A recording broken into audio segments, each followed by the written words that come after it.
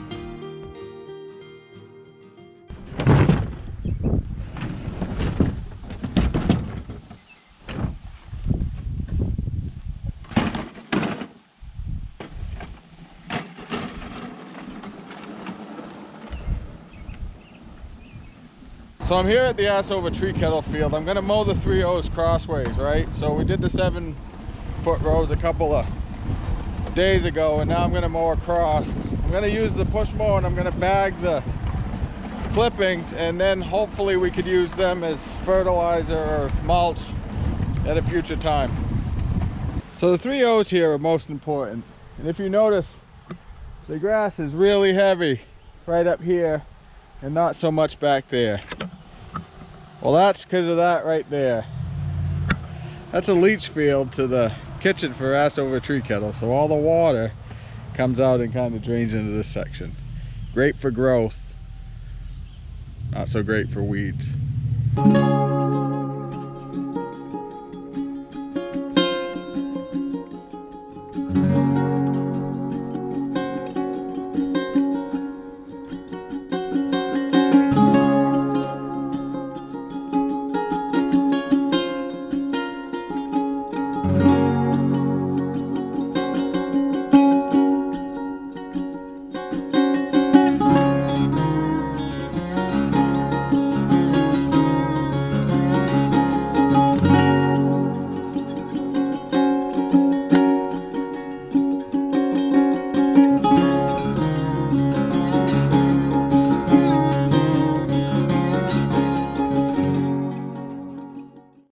All right, we have a couple of fatalities in here.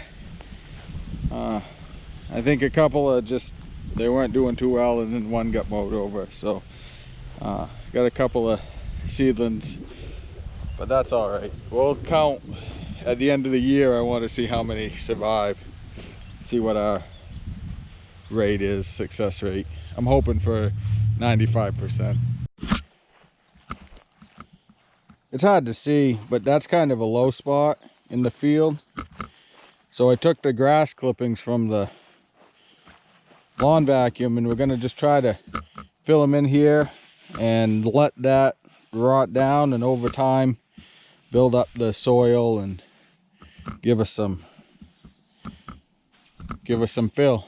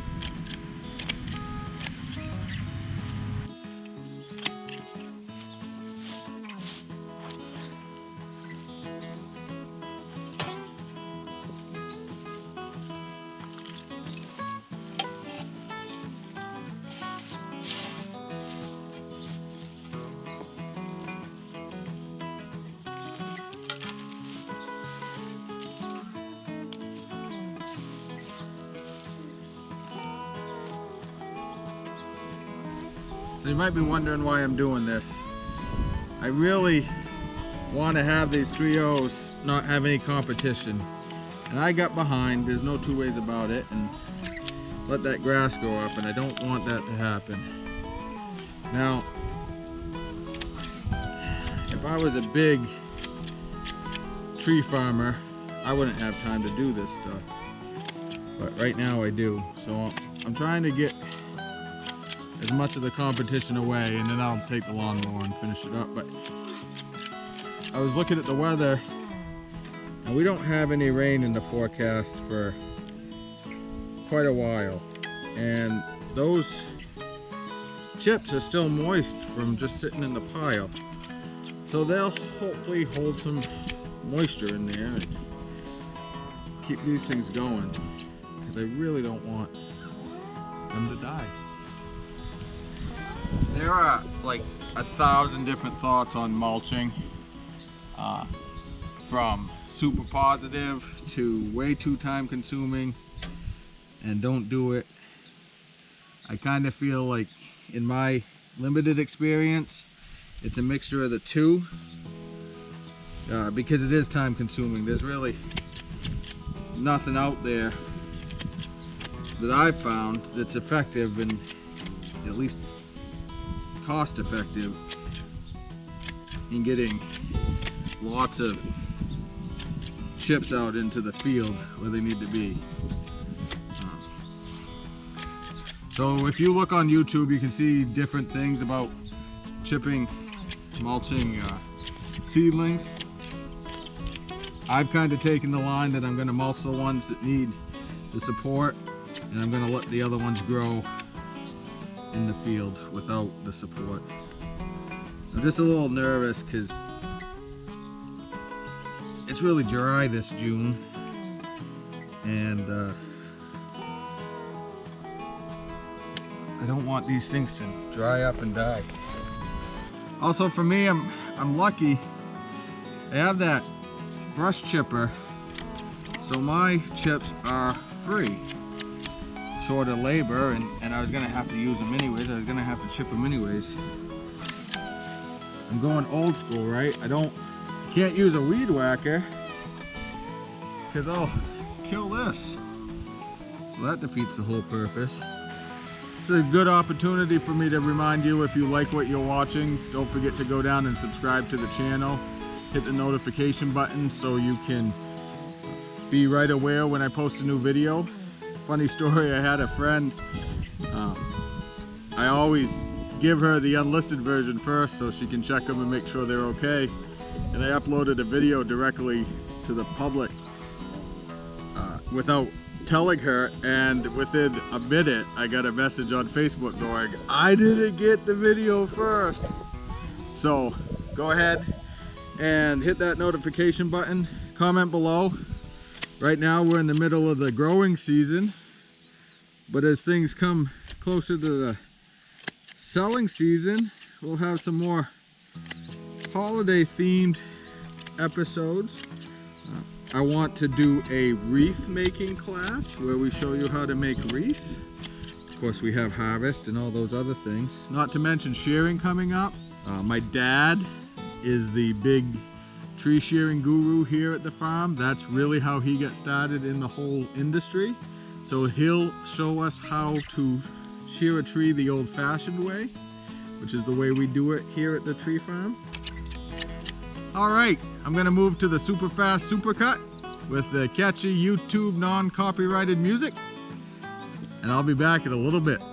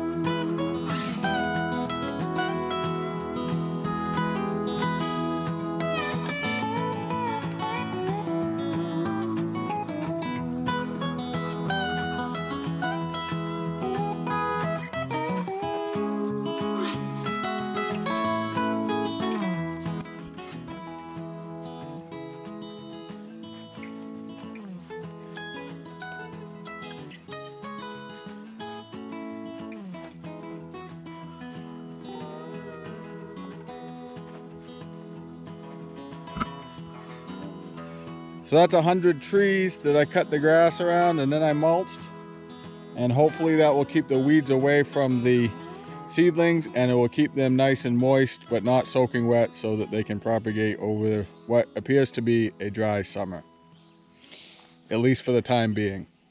So just like these seedlings with their new mulch beds, I'd really rather feel bad in Maine than feel good anywhere else. So there you go, my friends. I'll see you soon.